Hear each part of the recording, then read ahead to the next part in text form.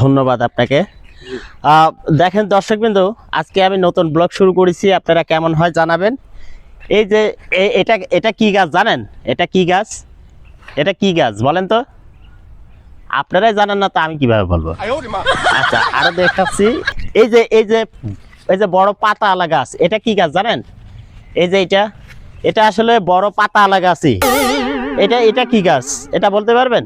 এই যে এটা ছোট ছোট পাতাওয়ালা গাছ। দেখেন, আপনারা আরো কিছু দেখাচ্ছি। দেখেন দর্শকবৃন্দু, এই যে একটা পুকুর, এই যে একটা পুকুর, এই পুকুরে কি হয়?